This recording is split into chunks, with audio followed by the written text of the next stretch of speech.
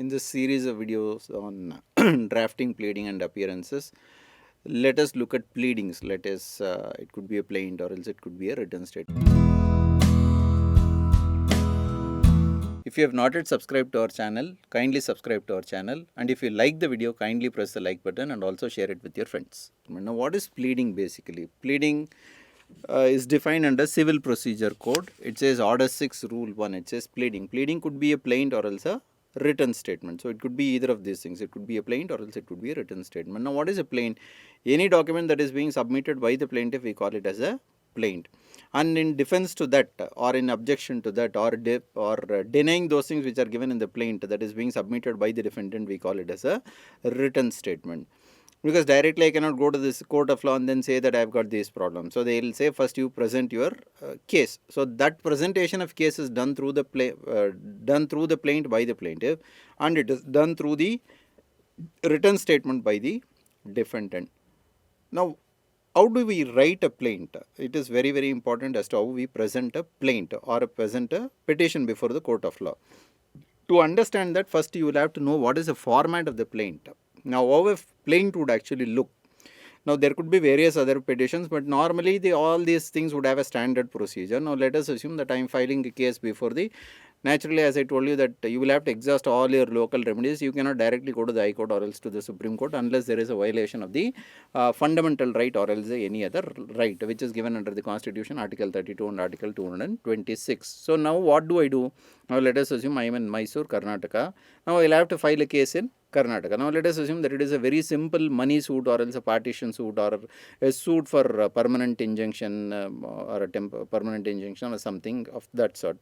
So, first is I am filing it before the lowest court. Now, what is the lowest court here? We will presume that it happens to be the Civil Judge Junior Division. So, where I am filing it, I will have to mention the court name. Now, what do I mention? I say that in the court of something like Principal Civil Judge or Senior Division at Mysore, or Junior JMFC at Mysore, something like that. Of course, JMFC happens to be a magistrate court and for criminal cases, or equivalent of that where a civil case is filed.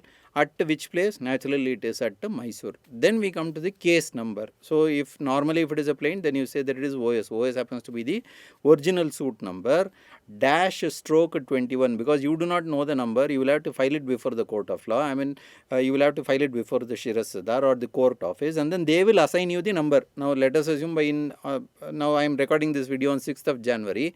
From 1st of January to 6th of January, let us assume some 200 people have already filed certain cases. So, my case number would be 201 of 2021. So, I will not be writing the case number. I will be merely writing OS number of 2021. Then they will assign me the case number.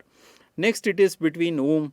Naturally, it is between one party and another party. Now, what are the parties here called as? They are called as the plaintiff and the defendant. Now, let us assume plaintiff is Rajesh and defendant is Mahesh. Can we merely write that plaintiff Rajesh and defendant is Mahesh? No, that cannot be done, because who is Rajesh and which Mahesh? There could be 100 Rajesh and there could be 200 Mahesh. So, which Rajesh and which Mahesh means you will have to, we say that you will have to give the full description of the parties. Now, what is the full description of the parties? You say Rajesh, son of so-and-so, aged about to so-and-so and residing at so-and-so. So, it is absolutely not possible that there is one more Rajesh who is also son of so-and-so, aged about the same age, and then he is also residing at the same place. That is absolutely impossible. So, we have got a very clear and full description of the parties to the suit. Similarly, versus you also write the details or full description of the defendant. Now, who is the defendant? Suresh, son of so-and-so, aged about to so-and-so, and he is residing at so-and-so.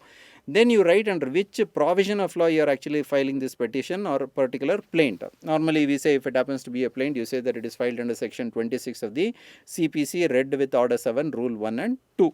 And if it happens to be a written statement, then you say that it is filed under order 8, rule 1, you are filing the written statement. Next, you start writing the plaint. Now, what do you say? There you say that the plaint hereby humbly states. I have already told you that this is pleading. You cannot say I am telling you, you listen kind of language cannot be used in the plaint, or else when you are appearing before an authority who has got power, much more power than you. So, you will have to be humble.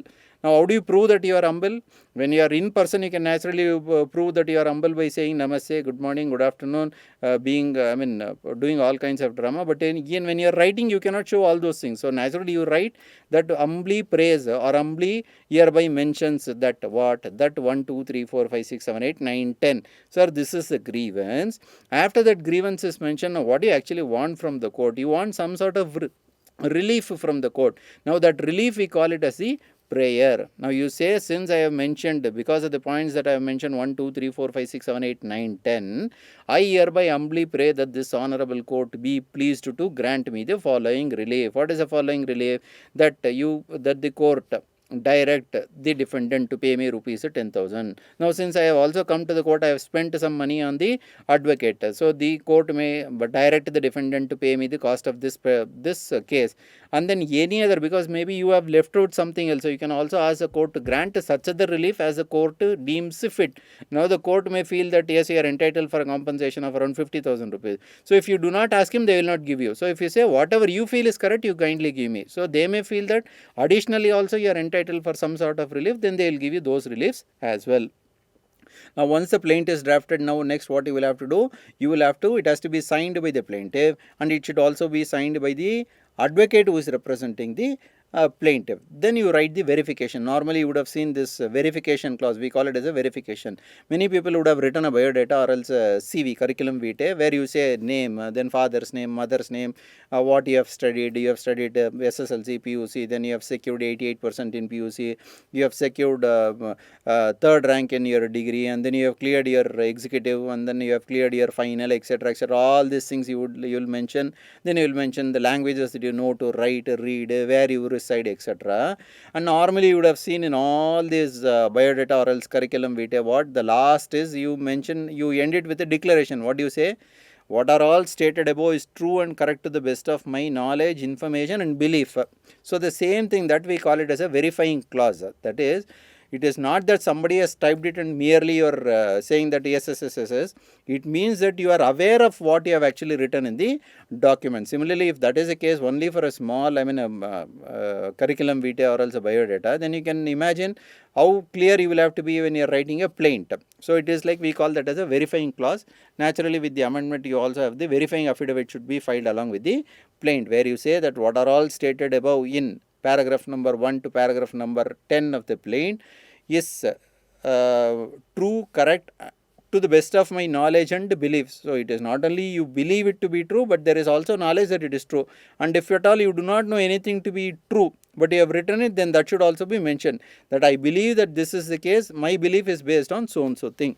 So, that is how you draft a plaint. Now, once a plaint is filed before the court, naturally the court will call the other person, that is, it is summon the other person happens to be the defendant. The defendant will come out with his own defenses. He will say, naturally he is not going to accept whatever the plaintiff has said, because if he is going to accept, then there would not be any dispute at all. Naturally he is going to say what are all the plaintiff has said is a lie. So, you cannot write a written statement merely by saying one line that what all plaintiff has said is lie. The matter ends. No, it is not like that. There are certain rules as to how you are supposed to prepare a written statement. Now, let us look at some of the basic fundamental rules of pleading. What is it? It says that pleading shall contain only a statement of facts and not the law. So, the first one is, you will have to mention why you are going to the court of law. You merely mention the facts. You don't have to tell that this comes under section so and so, that comes under section so and so. Why it is not required? Because who is the person who is going to look at the plaint? It is the judge. So, do you think the judge does not know what the law is? Naturally, he knows what the law is. So, you don't have to educate the judge, because he knows what is the law and he is going to apply his mind based on that particular law itself. So, you don't have to plead the law. So, what you will have to plead? You will have to plead only the facts of the case. Then what are those facts? It is only the material facts that will have to be pleaded and not the immaterial facts. Now, many people might get confused at what is a material fact and what is not a material fact. Like, for example, now let us assume a person goes to an advocate and then he wants to file a divorce petition against his wife. He comes to the advocate by taking a bus, let us assume, and the bus was totally crowded. Now, for him it is a material fact, because for him to reach the advocate's office, it was very difficult. So he'll have to please upon the advocate saying that, sir, I had taken this bus, I had taken 2 bus, and each bus I had to pay some 20 rupees, 30 rupees. So it is just to impress upon the advocate saying that, see how much of pain I have taken to come to your office. He'll be telling all these things, and it is just something like an introductory talk. Now the question is whether he coming by bus or he coming by car, and then he not finding the parking space, is it very important for the judiciary to decide the case? The answer is no. So it is not a material fact. Now he might have been married on so and so date. Let us assume he got married on 1st of January 2020. Now he might feel that this is not an important thing. Now if I say I am married to so and so person, then naturally I am married. What is the point in saying that I got married on so and so date? But for the court it is an important thing. The court has to know for how many years you were married, for how many months you were married. So for the date of marriage becomes a very important thing. Next, the husband might be around 5'7" and the wife might be 5'2".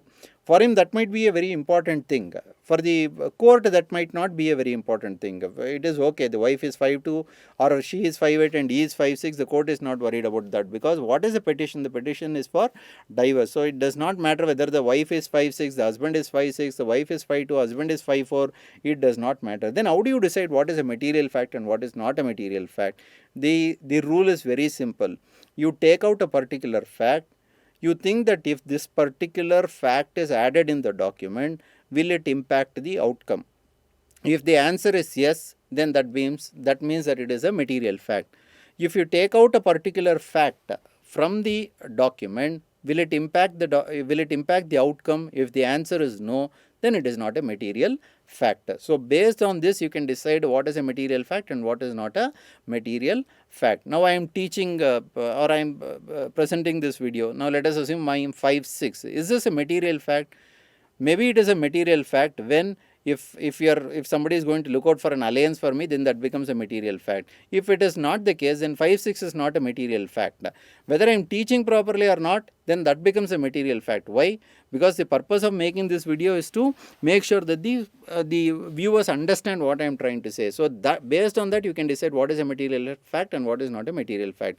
Again, I will repeat it. If you put a fact on a piece of paper, and if it is going to impact the if it is going to impact the outcome of the petition, then that becomes a material fact.